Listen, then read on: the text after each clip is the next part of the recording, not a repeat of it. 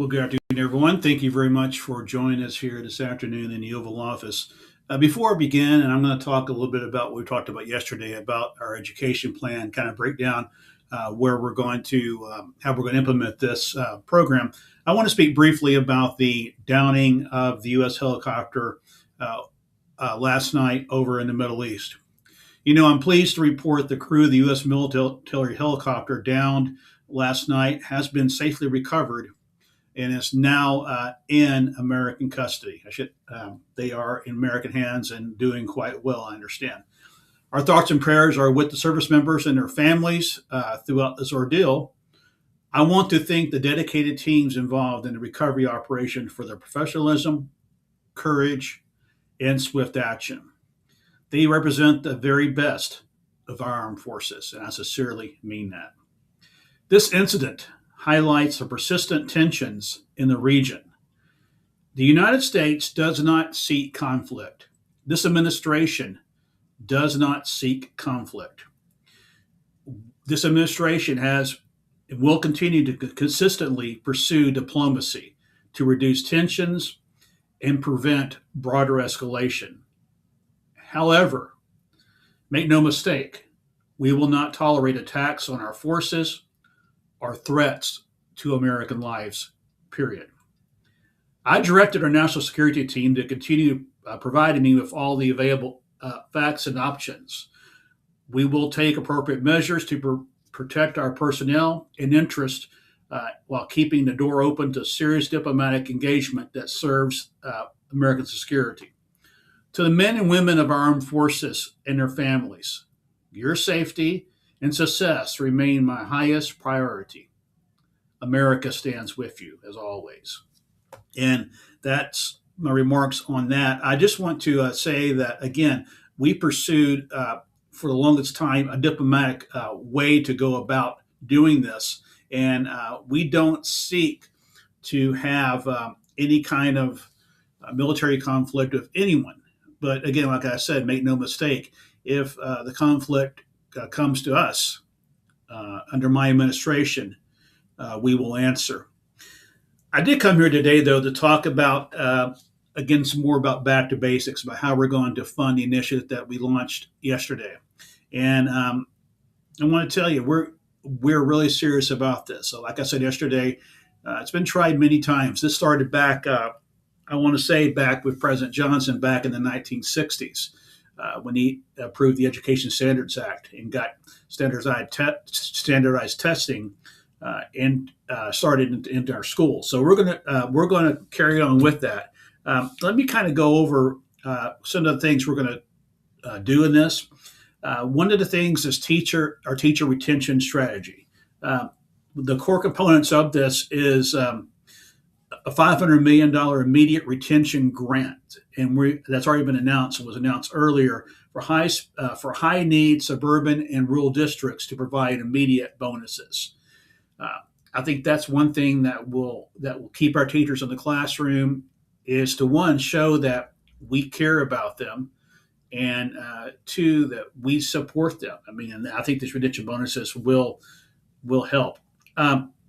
And also an annual retention bonus as well, between $5,000 and $15,000 per year for teachers who remain in the same district for 3+ years. And that's what I'm saying. Teachers have the tendency and to go from district to district to district on almost like a yearly basis. Let's make it where they spend a career there. Why don't they spend a career there? And maybe there's reasons why they change. It could be personal reasons. It could be reasons there in a district. But let's look at what's causing that change, and let's get them to stay in the classroom.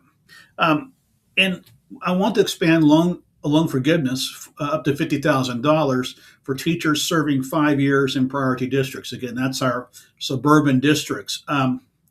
Getting that teaching degree is expensive, and I want to help you with that. And then this administration is going to see it's going to do whatever it can to see that the loan forgiveness program is extended.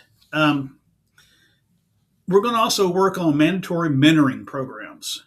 Every new teacher deserves a trained mentor for the first 3 years. I can tell you, I've been there as a first year teacher a while ago, but I was there walking into the classroom for the first time in front of 22 kids. You're not ready. You think you're ready. You got that degree, but you're not ready. It's good to have a mentor there who's been there and can help you along the way. One of the things I remember that was said to me when I first started, your worst year in teaching is going to be your first year. And after the first year, and this gets back to retention. After that first year, a lot of teachers leave the profession. I want to see them stay. I want to see them stay. In a career ladder system, a master teacher and mentor roles with higher pay and reduced classroom hours. We're seeing a lot of that actually already put in place throughout the country.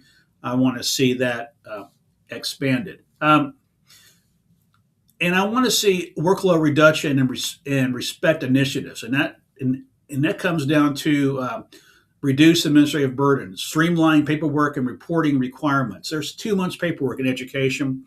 And while we're implementing this new program and another government program, we're not going to increase the paperwork. We're going to see that paperwork gets reduced. Public recognition, expanded Teacher of the Year programs at state and national levels, plus community appreciation programs.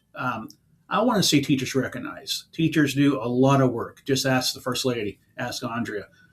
She does a lot of work, and a lot of times it's not recognized. So I want to see our teachers recognized, and that's one of the things that I respect of one of our previous First Ladies, Dr. Biden. She was very respectful of teachers, and they actually had a Teacher of the Year state dinner at the White House. I'm going to see that if we can get that going again at the end of this next school year, maybe have it toward the end of the school year next year when the Teacher of the Years are announced for each state. So we're really going to make a big effort on this.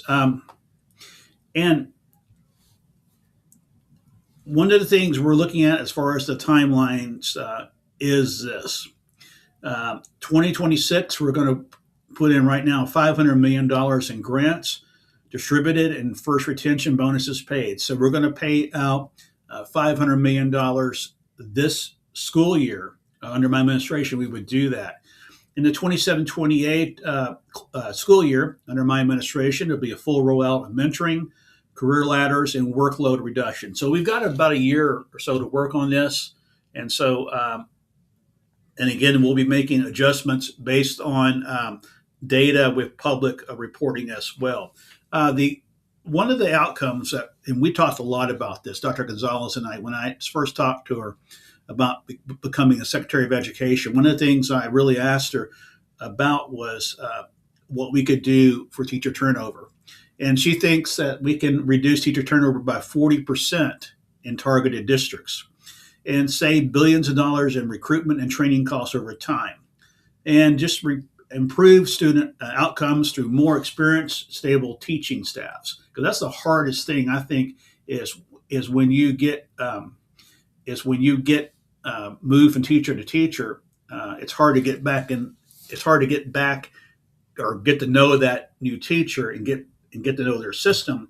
And you've already spent a lot of time with the previous teacher, and there's adjustment there that could also affect grades. So this is something that this administration has really taken seriously at this. Now, one of the things that we're going to work really hard on and is reading.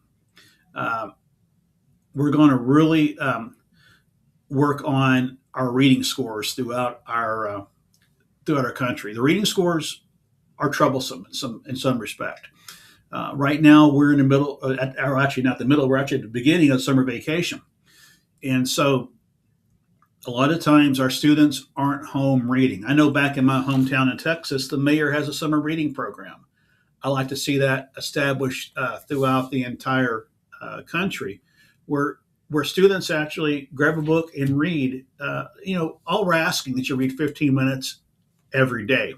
So keep those reading skills up, because if you look at the data, There are many tests that are taken during the school year, but if you look at something that's called a MAP test, at the end of the school year, they take this test, and it shows where they're ending the school year at, and they get this data very quickly.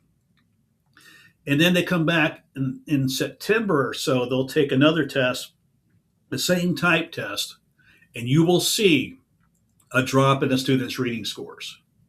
From April or May to September, there's a drop in reading scores. So we've got to get rid of that drop. We got to get rid of that drop, and I think working on reading programs is one of the big things that we're going to be doing, and that's going to help, I think, with the reading scores. Math also too. Math is important. Like I mentioned many times, the students in these classrooms are future engineers, scientists, astronauts, and so we need to get them ready for the next generation. And so it's important to teach them math, sciences, and you got to know reading to be able to do that too.